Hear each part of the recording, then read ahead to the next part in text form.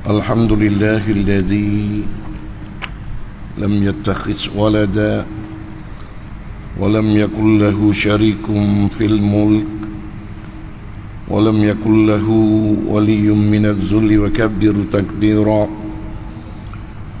أشهد أن لا إله إلا الله وحده لا شريك له وأشهد أن محمدا عبده ورسوله. اللهم صل وسلم وبارك على سيدنا محمد وعلى آله وأصحابه أجمعين. أما بعد،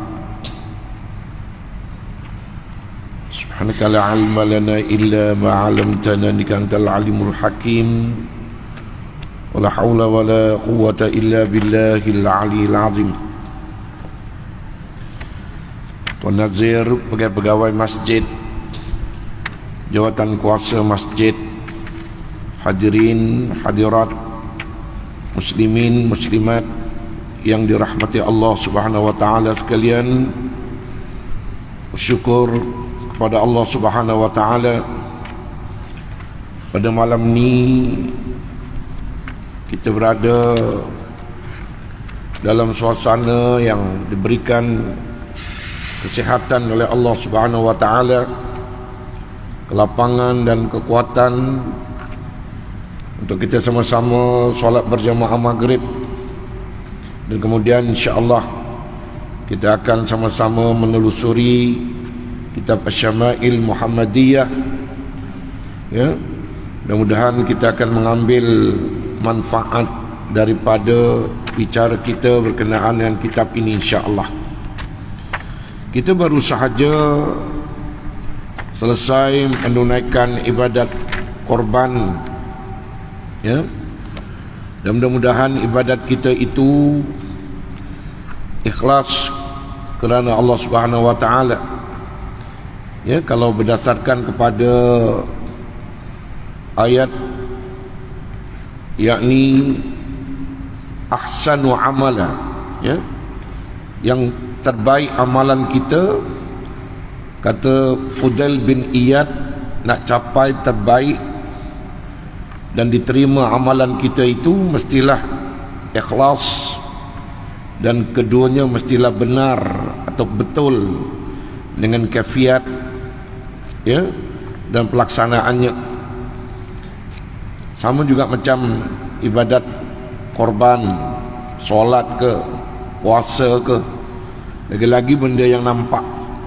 Macam korban contohnya, kalaulah pelaksanaannya itu betul, tidak daripada sumber yang subhah apalagi yang haram, begitu juga kalau sekiranya, ya, dari sudut niatnya ikhlas kerana Allah Subhanahu wa taala, insya-Allah akan diterima.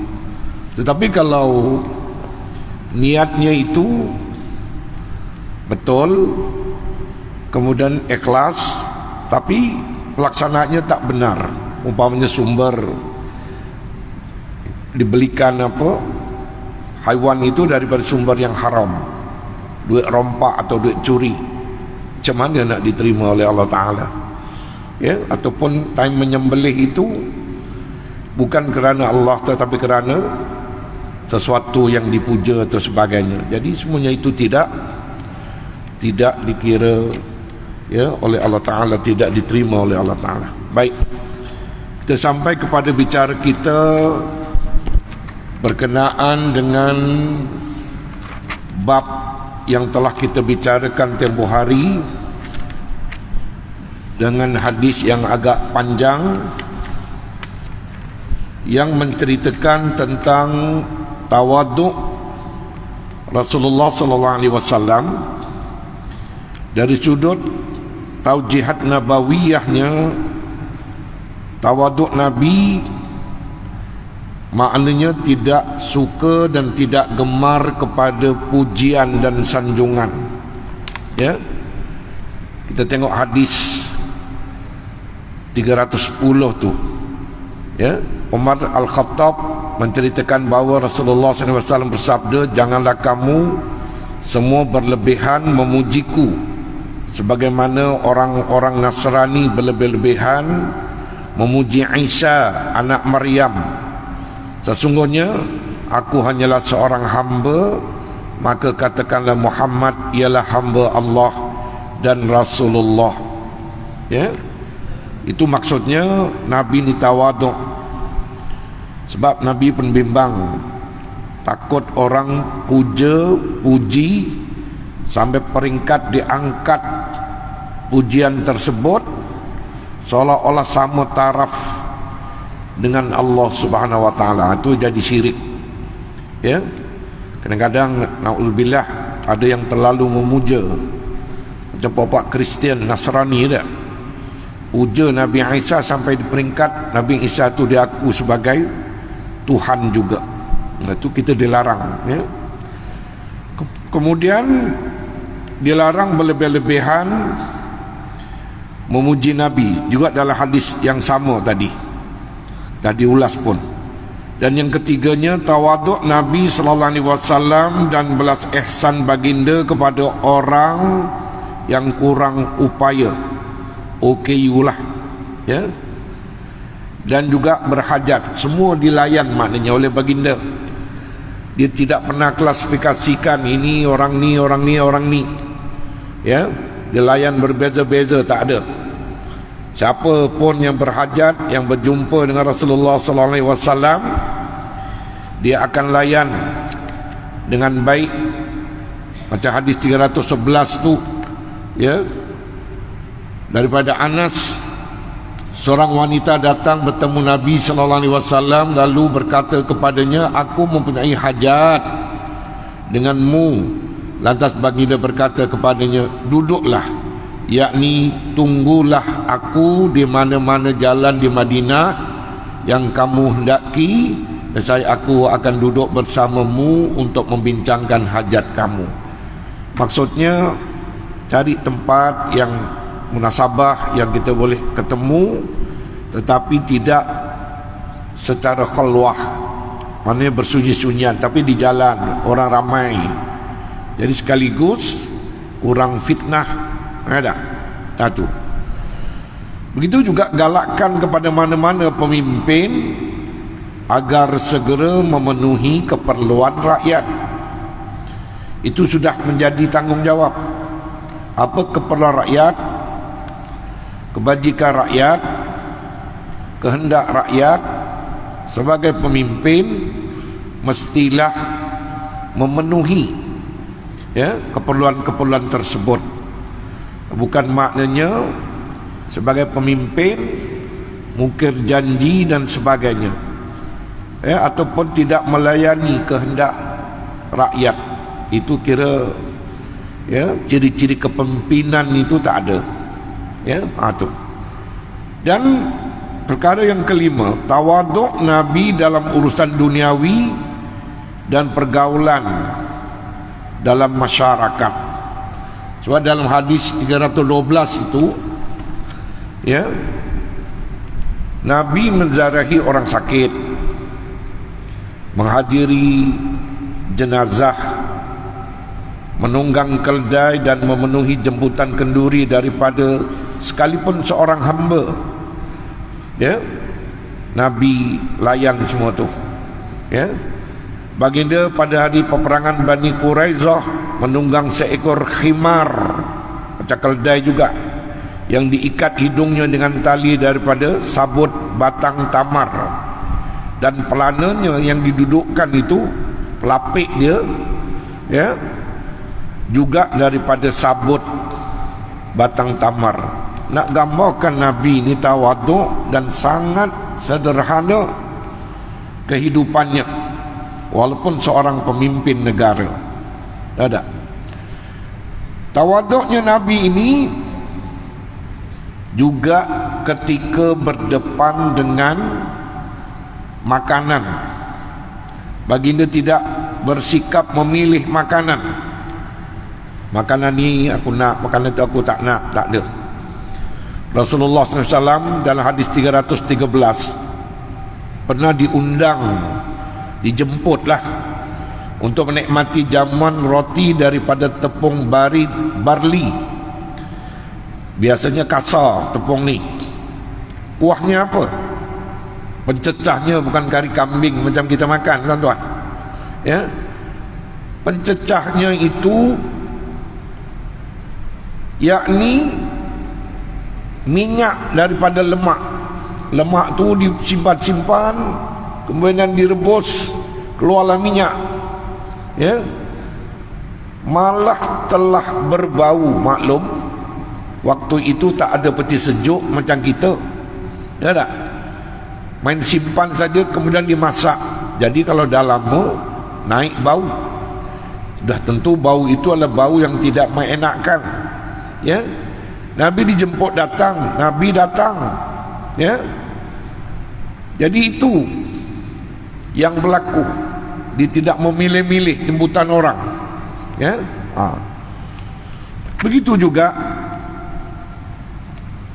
sikap Nabi, tidak suka meminta-minta. Sekalipun kehidupan baginda sekeluarga, bukan hanya baginda, sekeluarganya adalah dhaif kehidupannya. Ya. Macam hadis 313 itu, Nabi ada mempunyai baju besi yang berada dalam simpanan seorang Yahudi, kerana baginda menggadaikannya, dan baginda tidak mempunyai sebarang harta untuk menebusnya, sehinggalah baginda wafat. Ya.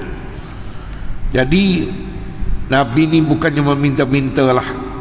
Ya. Apa yang ada tu maknanya itulah dia redha. Qanaah, sifat memada tu. Kemudian keharusan bermuamalat dengan orang bukan Islam macam dengan Yahudi tadi. Ya, berjual beli ke, menggadaikan ke, harus. Ya, syaratnya sekalipun bukan Islam itu dia mestilah jujur. Ya, itu dipegang. Kemudian menzahirkan kerendahan diri ketika berada di tanah haram. Dalam hadis 314 itu, bagaimana Nabi diceritakan pergi menunaikan haji dengan duduk di atas pelana, yakni pelapik duduk unta tunggangan yang lusuh, yang dah buruk, dan di atas pelana itu dihamparkan dengan pelapik kain. Kalau dinisbahkan harganya tak lebih daripada 4 dirham. Pelapiknya pun kain murah. Itu sebab Nabi berdoa, Allahumma ja'alhu hajjan la riya'a fih wala sum'ah. Ya Allah, jadikanlah ia haji yang tiada riak, menunjuk-nunjuk padanya, dan tiada sum'ah, yakni melakukan amalan untuk menceritakannya kepada orang lain. Itu sum'ah, diperdengar-dengarkan kepada orang lain. Itu Nabi bukan macam tu. Ya. Sebab pergi haji itu nak menghampirkan diri kepada Allah, bukannya nak bermegah-megah pakai pakaian paling mahal. Tak ada. Ya. Itu keadaan Nabi, rendah diri, lagi-lagi di tanah haram. Kemudian galakkan sentiasa berdoa kepada Allah Subhanahu wa taala supaya dikurniakan keikhlasan dan dijauhi dengan sifat riya. Itulah dalam hadis itu tadi, Nabi berdoa, Allahumma ja'alhu hajjan la riya'a fi wala sum'ata. Ya, minta supaya bukan menunjuk-nunjuk dan bukan memperdengar-dengarkan amalan, bukan, tetapi kerana Allah Subhanahu wa ta'ala. Ya. Dan tidak meletakkan diri lebih tinggi daripada orang lain, dan tidak mengharap untuk dihormati lebih daripada orang lain. Ya. Biar kita ada tawaduk, rendah diri. Ya. Sebagaimana dalam hadis 315 itu, ya, Nabi maknanya sangat dikasihi, palinglah dikasihi oleh para sahabat. Beliau berkata apabila mereka melihat baginda datang, mereka pakat bangun untuk menyambut, kerana mereka tahu baginda. Jadi apabila bangun, baginda tak benarkan, suruh duduk. Mereka kemudian tidak bangun pada waktu yang lain. Apabila Nabi datang, tahu Nabi tak benarkan untuk menghormati dia, maka orang lain pun pakat duduk. Kecuali Zaid bin Sabit, dia membacakan syair yang menyatakan bagi dia wajib ke atasnya menghormati Rasulullah sallallahu alaihi wasallam dengan berdiri. Tang Zaid bin Sabit ni sajalah Nabi benarkan, sebab tanda sayang dan penghormatan dia kepada pesuruh Allah Subhanahu wa taala itu menjadi keutamaan bagi Zaid bin Sabit. Itu tak apa. Tapi sahabat-sahabat yang lain dia tahu bahawa Nabi tak suka dihormati sampai begitu, tak payah bangun. Jadi mereka tak bangun lah. Tu. Kemudian kesempurnaan tawaduknya Rasulullah sallallahu alaihi wasallam dalam pergaulan dengan orang lain, itu yang digambarkan dalam hadis 316 itu, yang panjang lebar, bagaimana Rasulullah penuh dengan tawaduk dalam pergaulan. Kemudian hukum berdiri untuk menyambut tetamu. Tadi ada kena mengena dengan hadis tadi kan, hadis 315. Nabi tak suka kalau Nabi datang, sahabat-sahabat pakat bangun menyambutnya, kecuali Zaid bin Sabit tadi kita sebut. Jadi kita melihat Nabi tidak suka sahabat-sahabatnya berdiri untuk menyambut ketibaan apabila baginda datang. Dibahaskan oleh para alim ulama, adakah larangan Nabi ini menunjukkan bahawa kita turut dilarang berdiri bagi menyambut tetamu atau untuk menghormati orang?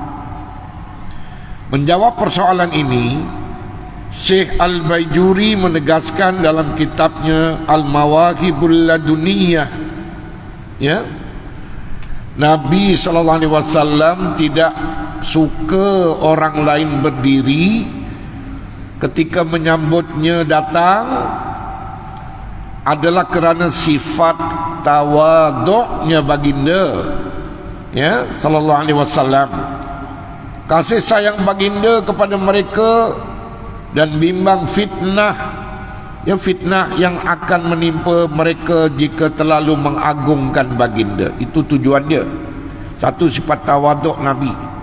Yang keduanya, mengelakkan fitnah, takut kemudian orang akan terlalu menyanjung-nyanjung, memuja-muja sampai peringkat nanti lebih-lebih disembah-sembah Nabi. Nabi bukannya Allah, bukannya Tuhan, tetapi persuruh Allah. Tetapi Nabi tidaklah melarang perbuatan tersebut dilakukan sesama sahabat. Kalau sahabat-sahabat biasa tak apa. Disebabkan itu baginda berkata kepada orang-orang Aus, bangunlah kamu menghormati ketua kamu, yaitu Sa'ad bin Mu'az, orang Madinah ni, ketua golongan Ansar daripada Aus. Menurut ulama mazhab Syafi'i, digalakkan bangun untuk menghormati orang yang mempunyai kelebihan dalam kalangan kita, yakni ahlul fadl, ulama ke guru-guru ke, bolehlah berdiri memuliakan. Cuma Nabi itu tak suka sebab Nabi tawaduk. Tapi maknanya pada orang lain Nabi tak apa, maknanya membenarkan, malah menyuruh orang-orang Ansar bangun berdiri menghormati ketuanya. Itu menurut ulama mazhab Syafi'i. Nabi pernah bangun menyambut Ikrimah bin Abu Jahal ketika beliau tiba, dan begitu juga pernah bangun menyambut Adi bin Hatim ketika beliau masuk bertemu baginda, ya, yang akhirnya Adi bin Hatim ini memeluk Islam, kan, ya. Hadis ini sekalipun daif, namun harus diguna pakai dalam bab fadail, kelebihan-kelebihan amalan. Jadi bangun untuk menghormati orang lain merupakan amalan yang digalakkan. Adapun tegahan Nabi untuk dirinya, maka ini adalah kerana tawaduknya baginda sallallahu alaihi wasallam. Itu mana. Jadi Nabi tak menegah pun, cuma dia untuk diri dia tu tak suka dia agung-agungkan macam itu, ya. Baik, ini termasuk juga akhlak Rasulullah SAW yang lain-lain untuk kita kenali, ya. Di antaranya, ya, tarbiyah atau didikan Allah Subhanahu wa taala terhadap baginda, sehingga Allah Taala mengiktiraf bahawa baginda, ya, di dalam Al-Quran itu keseluruhannya adalah merupakan akhlak Rasulullah sallallahu alaihi wasallam. Wa innaka la'ala khuluqin azim, sesungguhnya engkau wahai Muhammad benar-benar berada di atas akhlak yang mulia, ya. Khuluquhul Quran, akhlak baginda seluruhnya itu adalah Al-Quran itu, ya. Ini dalam wa innaka la'ala khuluqin azim, ini dalam surah Al-Qalam ayat 4. Dalam pergaulan contohnya, An Kharijah bin Zaid bin Sabit qal dakhala nafarun ala Zaid bin Sabit faqalu lahu haddisna ahadisa Rasulillah sallallahu alaihi wasallam qal madza uhaddisukum kuntu jarahu fakana idza nazala alaihi alwahyu ba'asa ilayya fakatabtuhu lahu fakunna idza zakarna dunya zakaraha ma'ana wa idza zakarna al-akhirah zakaraha ma'ana wa idza zakarna at-ta'am zakarahu ma'ana fakulu hadza uhaddisukum an Rasulillah sallallahu alaihi wasallam. Diriwayatkan daripada Kharijah bin Zaid bin Sabit menceritakan beberapa orang telah masuk menemui Zaid bin Sabit radhiyallahu an. Lalu mereka berkata kepada beliau, ceritakanlah kepada kami hadis-hadis daripada Rasulullah sallallahu alaihi wasallam. Beliau pun menjawab, apa yang boleh aku ceritakan kepada kamu daripada baginda dalam waktu yang singkat ini? Sedangkan hadis-hadis daripada baginda sallallahu alaihi wasallam terlalu banyak. Aku ialah jiran baginda, sebab itu aku amat mengenali baginda. Apabila wahyu turun kepada baginda, baginda akan menghantar orang memanggilku supaya aku menulis wahyu itu untuknya. Sebab Zaid bin Sabit ini pakar syair, menulis, pandai menulis syair-syair. Sebab itu dia diminta oleh baginda sallallahu alaihi wasallam untuk menulis apa saja wahyu yang baru turun. Ni Zaid bin Sabit ini, ketika kami bersama baginda, jika kami bercakap tentang urusan dunia, baginda turut bercakap tentang dunia bersama kami. Jika kami bercakap tentang akhirat, baginda akan turut bercakap tentang akhirat bersama-sama kami. Jika kami bercakap tentang makanan, baginda akan turut bercakap tentang makanan. Itulah keseluruhannya yang dapat aku ceritakan kepada kamu sekalian tentang Nabi sallallahu alaihi wasallam buat masa ini. Ini dalam kitab Al-Mu'jamul Kabir At-Tabarani. Ini satu hadis walaupun isnadnya dhaif, tahqiq Syama'il An-Nabi. Tetapi kita jangan faham apabila Nabi sallallahu alaihi wasallam cerita berkenaan dengan dunia sampai lupa akhirat, cerita kemegahan, kehebatan, bukan. Tetapi Nabi lebih menasihati supaya carilah dunia itu berpada-pada, ya, sebab matlamat utama kita adalah akhirat, bukannya dunia.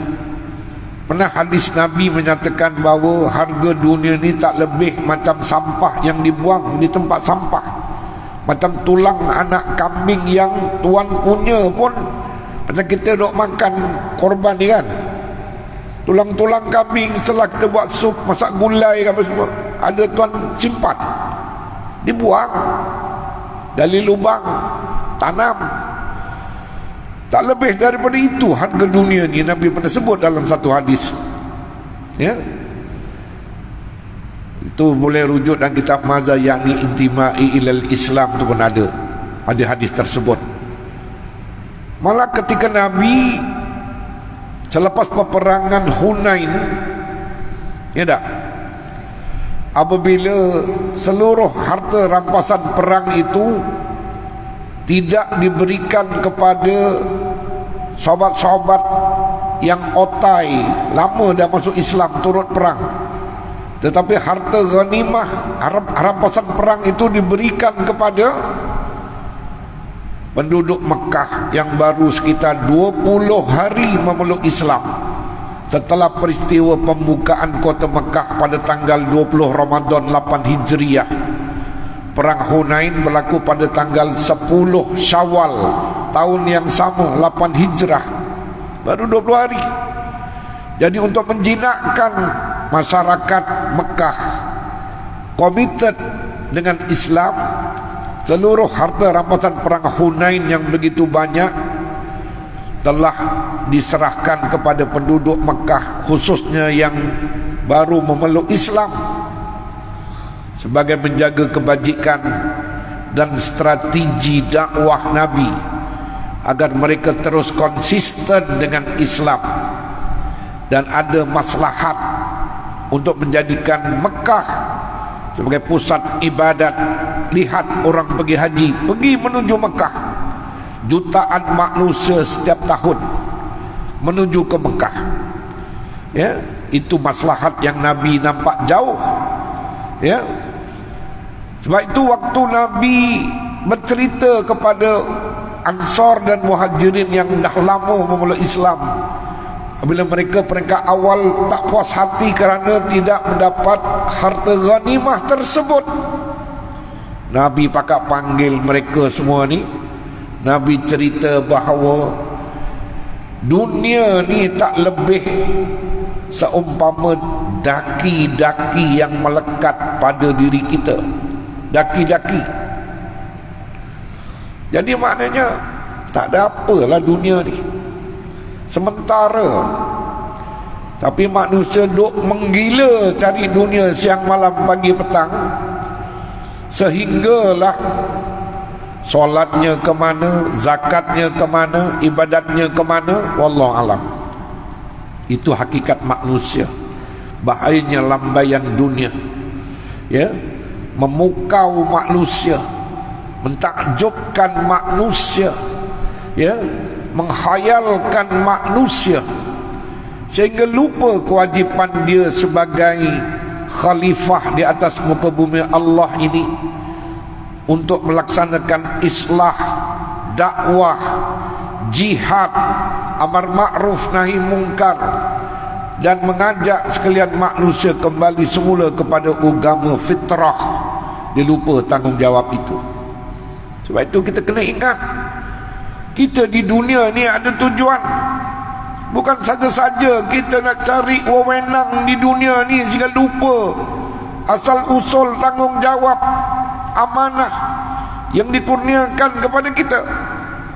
ya, untuk menjadi khalifah, memimpin dunia berdasarkan Islam dan mengajak manusia semua kembali kepada agama fitrah. Kerja itu bukan kerja senang, kerja berat, kerja yang semestinya sepatutnya disedari dan dilaksanakan oleh setiap manusia, ya.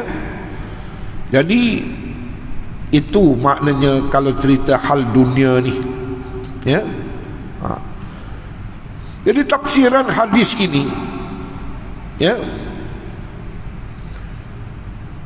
menceritakan akhlak Nabi sallallahu alaihi wasallam dalam pergaulan bersama sahabat-sahabat.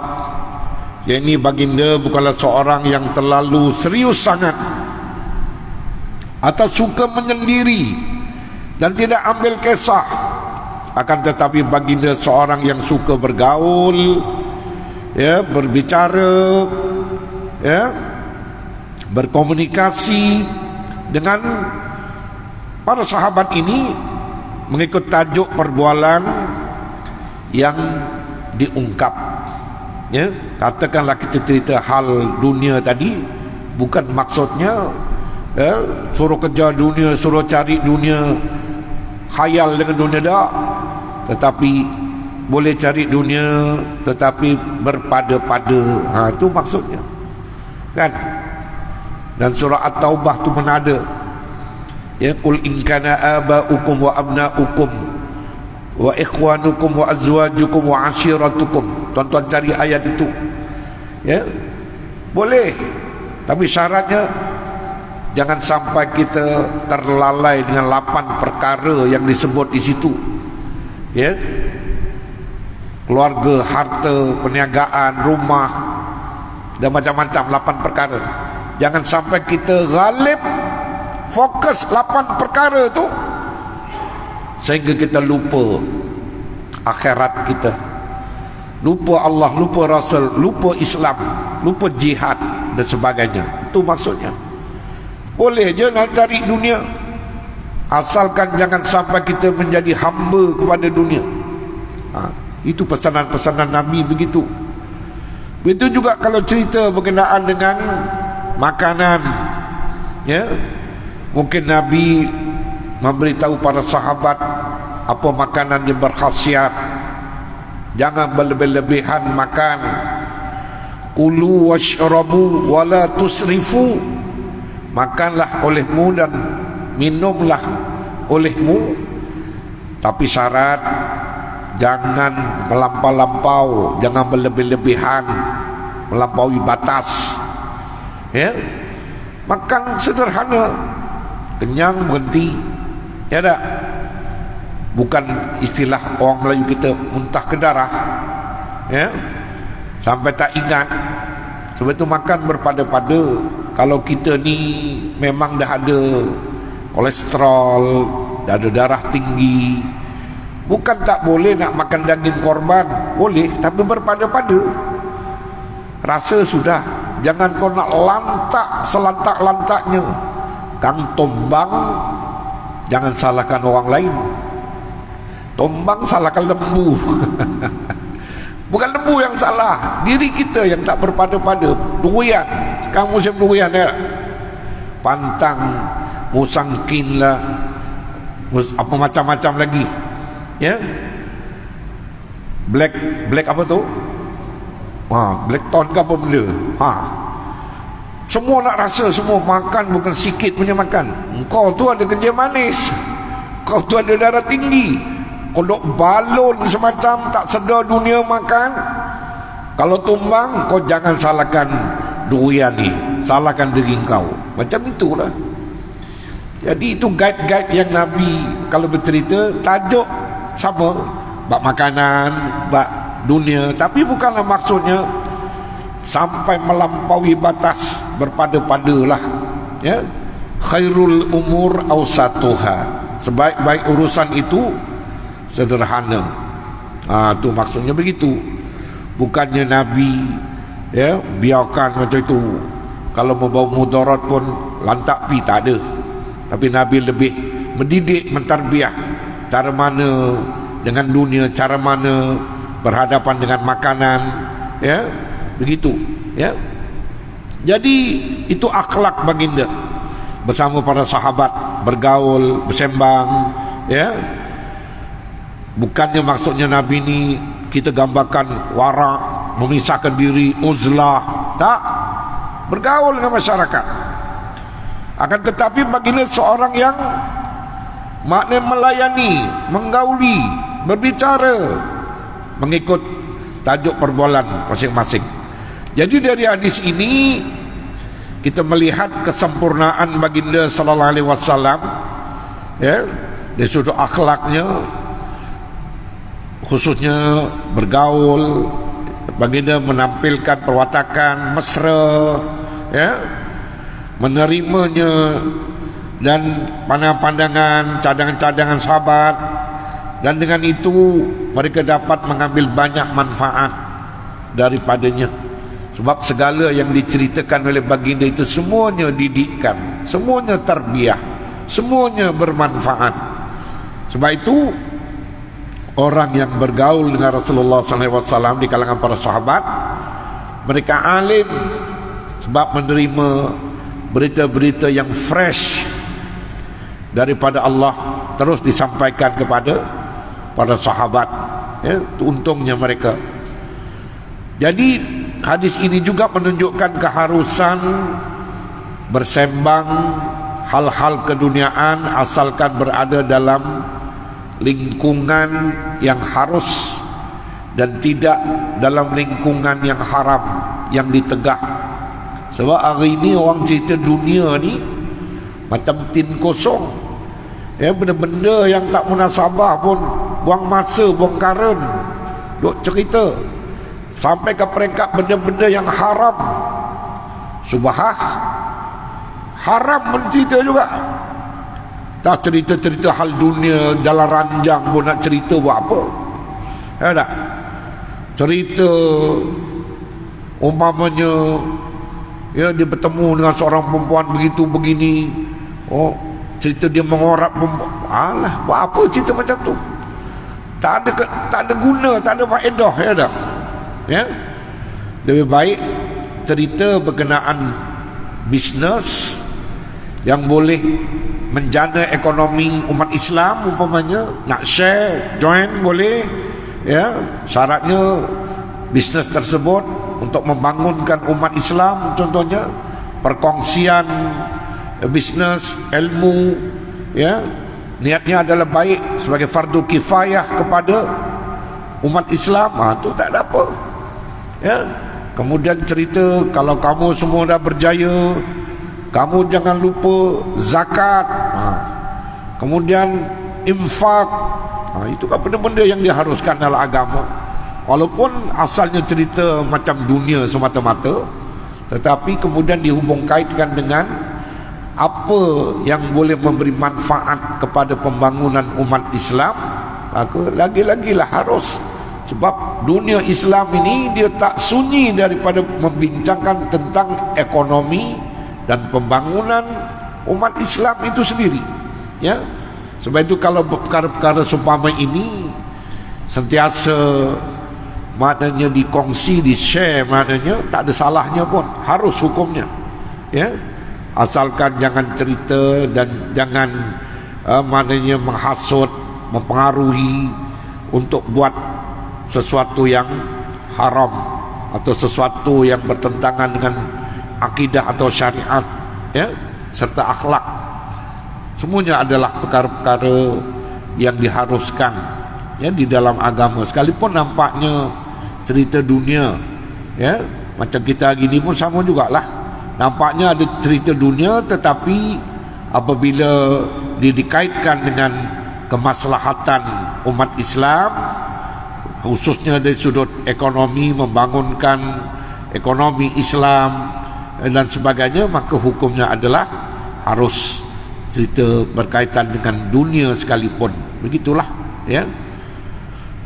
Kemudian hadis 324 ini an Amr bin al-As qala kana Rasulullah sallallahu alaihi wasallam yuqbilu biwajhihi wa hadisihi ala asyarril qaum yata'allafuhum bidalik, fakana yuqbilu biwajhihi wa hadisihi alayya hatta zonantu anni khairul qaum, fakultu ya Rasulullah ana khairun au Abu Bakrin, qal Abu Bakrin, fakultu ya Rasulullah ana khairun au Umar, faqala Umar, fakultu ya Rasulullah ana khairun au Utsman, qal Utsman, falamma sa'altu Rasulullah sallallahu alaihi wasallam fasadaqani falawadittu anni lam akun sa'altuhu.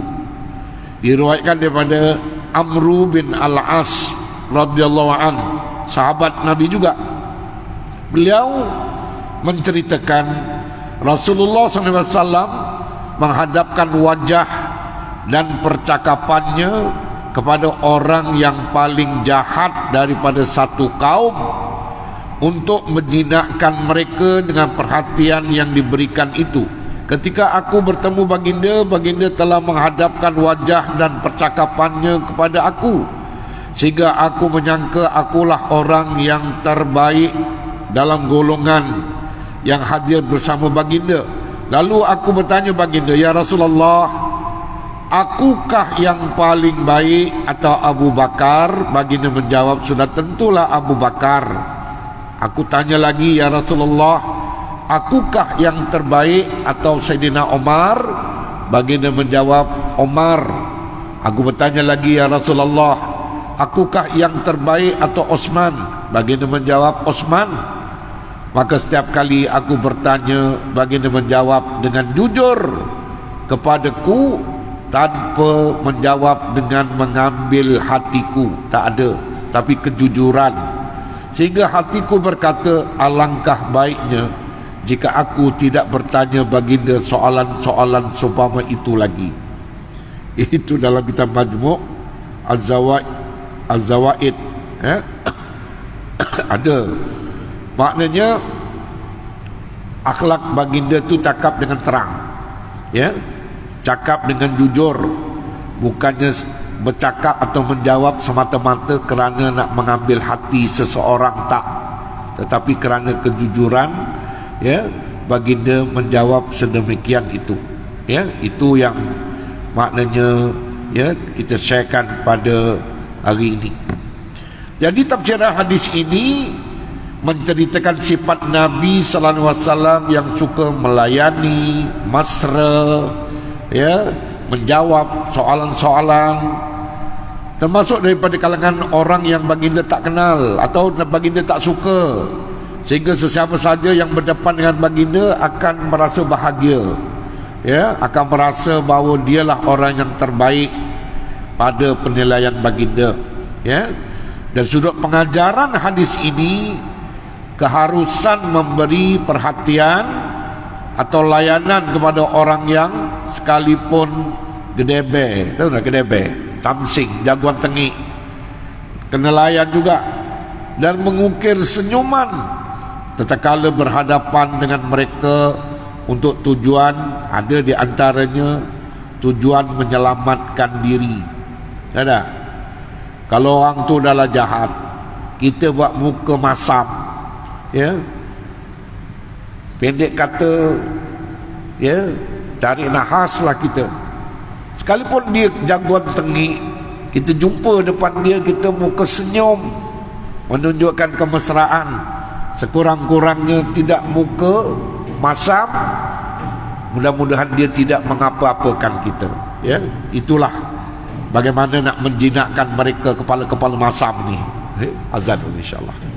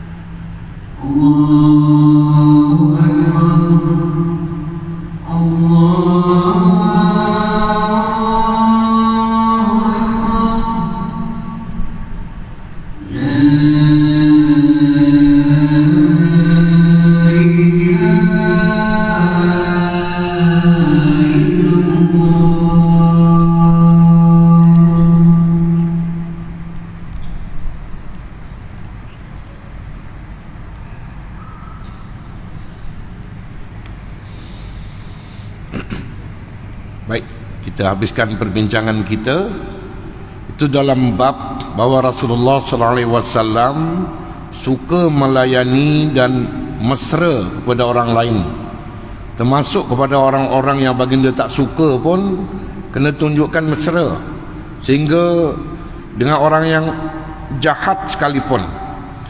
Sebab itu dalam pengajaran hadis ini keharusan memberi perhatian atau layanan kepada orang jahat dan mengukir senyuman tatkala berhadapan dengan mereka untuk tujuan menyelamatkan diri daripada kejahatannya, ya, ataupun untuk menjinakkan mereka kepada Islam. Adapun memuji atau menyanjung mereka adalah tidak harus. Kalau orang tu jagoan tengik, ada samsing, tiba-tiba kita puji, melambung, itu maknanya niat dia nak menyelamatkan diri, tapi dengan cara mengampu itu tidak dibenarkan. Orang tu dah tak betul, jahat, kita puji melambung semata-mata nak selamatkan diri, tak payah, tak dibenarkan, tidak harus hukumnya, kerana merupakan suatu pendustaan. Kalau orang tu tak betul, jahat, buruk perangai akhlak, kita tak boleh nak ampu-ampu dia. Tapi kalau sekadar senyum, ya, ataupun sebagaimana yang Nabi SAW buat, ya, maksudnya senyum, layan di sudut bahasa yang biasa, mesra, ya, itu diharuskan. Itu untuk menyelamatkan dirilah. Jadi itulah lebih kurangnya bagaimana akhlak kita, sebagaimana yang Nabi SAW ajarkan kepada kita, sekalipun berhadapan dengan orang yang barangkali kita tak kenal, ataupun dengan orang yang asing, atau dengan orang yang jahat, kita kena bermuka baiklah, sekurang-kurangnya senyumlah dan bercakap baik, supaya mereka tidak menekan kita sekaligus menyelamatkan kita, insya-Allah. Jadi itulah beberapa tips yang Rasulullah SAW tunjukkan contoh, ya, dan kita membaca hadis-hadis ini untuk mengambil contoh teladan agar kita sedaya upaya juga insya-Allah akan mengikuti sunnah baginda sallallahu alaihi wasallam dalam bab akhlak ini insya-Allah. Sekadar itu yang baik dari Allah Taala, dan sekiranya ada kelemahan-kelemahan diri saya, aqulu qauli hadza wa astaghfirullahal azim li wa lakum. Assalamualaikum warahmatullahi wabarakatuh.